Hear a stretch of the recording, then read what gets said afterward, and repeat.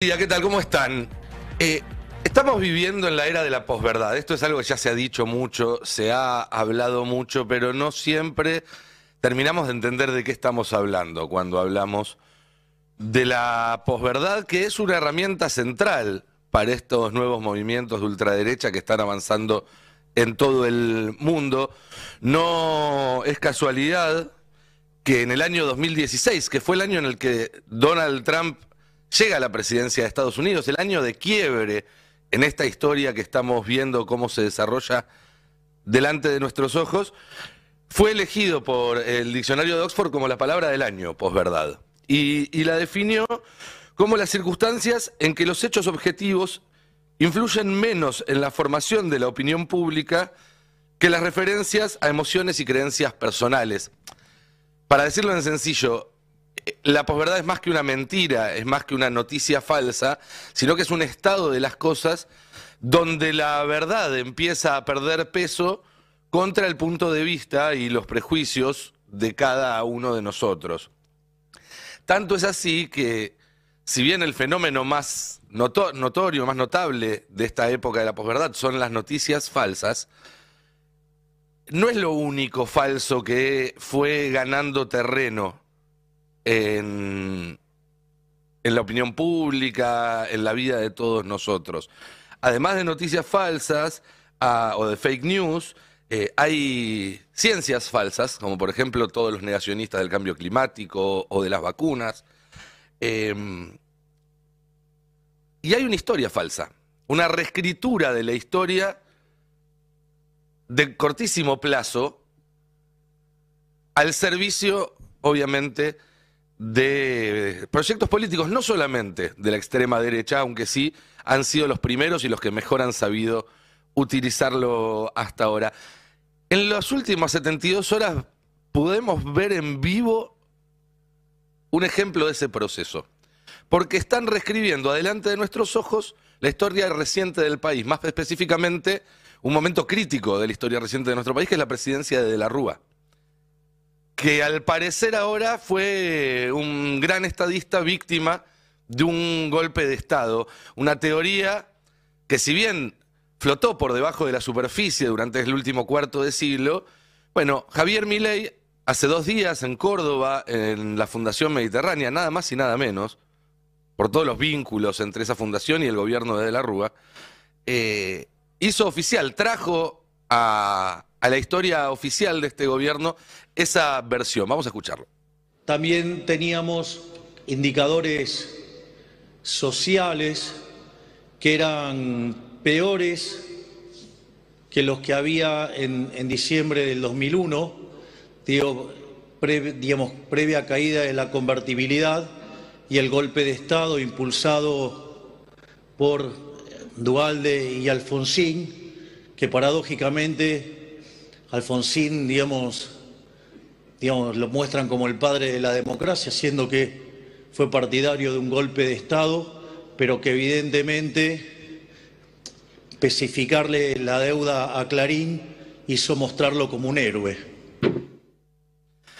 Bien, ahí entonces vemos cómo Milei pone esta posverdad, esta relectura de la historia sobre la cancha y rápidamente es recogida por otros actores que la refuerzan. Esa es una de las características de cómo se construyen estas interpretaciones falaces de la historia o de la actualidad. En este caso, recogido por una protagonista directa que tiene un interés claro en acogerse a esta versión de la historia, porque ella fue parte de ese proceso, fue victimaria y en esta nueva versión se convertiría en víctima.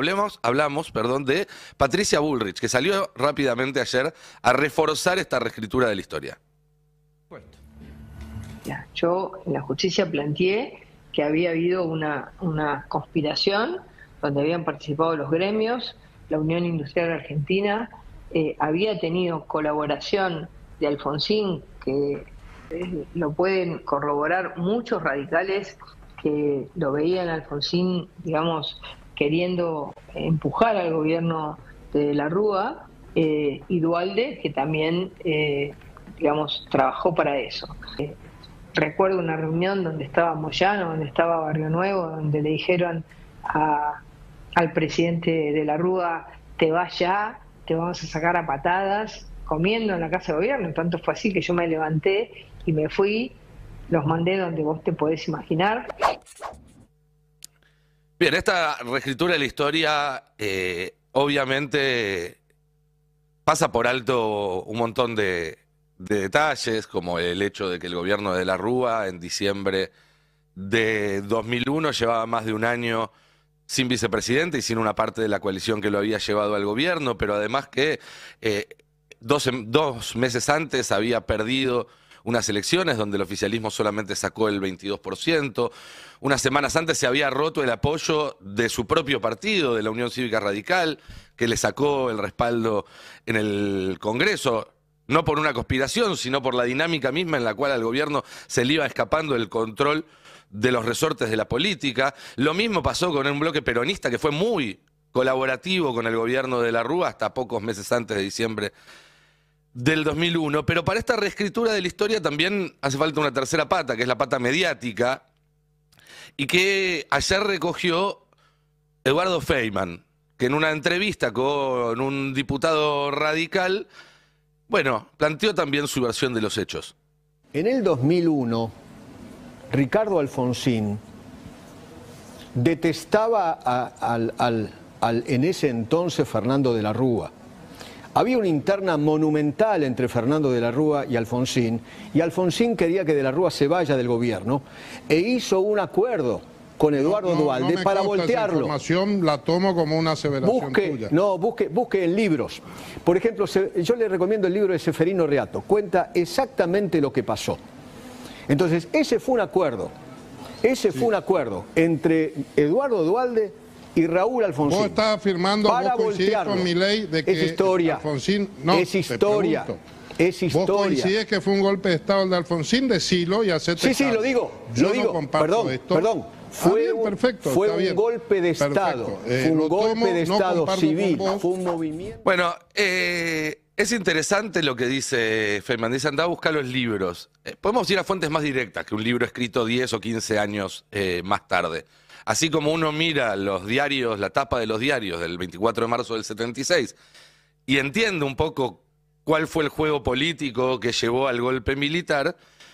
Bueno, para el 2001, además de tapa de diario, teníamos archivo de televisión y por suerte en internet ese archivo se conserva. Veamos lo que decía el mismo Eduardo Feynman la noche del 19 de diciembre de 2001, supuestamente cuando este golpe de Estado del que habla ahora estaba teniendo curso. Mataron a 4 personas en la República hoy. A 4 personas mataron hoy. Hasta el momento 6. 6. Se sumaron 2 más. Creo que De la Rúa quiere un poco al país. ¿Sabés que a De la Rúa hoy un colaborador le preguntó... Dar un paso al costado. Hola. Un colaborador le preguntó a De la Rúa hoy a la tarde... Sí. Presidente, ¿usted va a viajar mañana a Uruguay? Porque tiene el viaje a Uruguay. ¿Recuerda que tiene que viajar a Uruguay mañana y pasado? Por hoy y mañana. Sí. Bueno, si se complica no voy. Señores, perdón. Está en estos momentos renunciando Domingo Cavallo. Muy bien. Vale, señores, pero supongo que irá preso directamente, ¿no? Bueno, esperemos. Señores, acaba... Bueno, si hubiera habido un golpe de Estado, estamos viendo cómplices, pero no hubo un golpe de Estado. No lo hubo. Ahora, ¿por qué está el gobierno acometiendo esta tarea de reescritura de la historia para decir que hubo un golpe de Estado? Tengo mi hipótesis. Creo que tiene que ver, por un lado, con poner al radicalismo y al peronismo, que son los enemigos que nuevamente elige Milei en estas semanas, porque va cambiando mucho, pero en estas semanas, en su relato, nuevamente son la casta, en el marco además de ruptura de esos partidos, para ponerles el mote de golpistas, porque al hacerlo, de alguna manera también justifica la represión que pueda haber después a las protestas o a cualquier tipo de acto que lleve adelante la política para tratar de ponerle un freno. Obviamente que está también el lavado de imagen de sus propios funcionarios, de Sturzenegger, de Patricia Bullrich, entre varios otros. Pero también creo, y acá es donde entra la teoría que tanto se ha hablado por estas semanas de Daempoli, del caos, de generar este estado de posverdad en el cual nada queda muy claro qué es y qué deja de ser, es una manera también de de disfrazar o de esconder futuros actos de avance autocrático por parte de este propio gobierno. Actos que muestra desde el día 1, como el DNU 7023, sin ir más lejos, y que se vuelven más probables en el escenario que tenemos por delante, donde el Congreso va a quedar bloqueado porque el gobierno tiene un tercio para asegurarse que no lo veten, pero no tiene tampoco la mayoría para que el Congreso sea parte del circuito de toma de decisiones, entonces va a quedar congelado, donde quieren gobernar el año que viene de nuevo sin presupuesto, donde la Corte Suprema también se encuentra en un estado de parálisis que el gobierno no parece querer resolver, y ahí el Ejecutivo se le abre un camino de gobierno menos democrático, y en esta confusión Milei puede avanzar sin encontrar tanta resistencia. Voy a terminar refiriéndome brevemente a lo que va a pasar el martes en Estados Unidos, las elecciones, donde es candidato y con muchas chances de ganar Donald Trump, que no solamente cuando perdió hace 4 años una elección intentó hacer un golpe de Estado, que sí lo fue, sino que al día de hoy, insisto, a pocas horas de que se vuelva a votar 4 años más tarde y de nuevo con chances, no reconoce los resultados de la última elección. Y eso ya no es una amenaza al sistema democrático en potencial, sino que es una herida al sistema democrático que está sangrando ahora. Y que, por supuesto, si gana Trump, puede empeorar.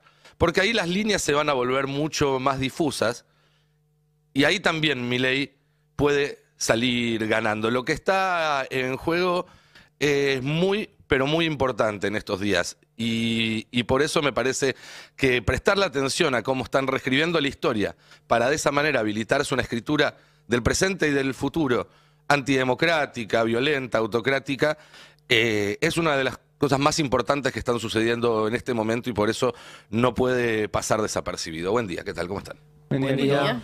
¿Cómo vamos? ¿Qué tal, Nico?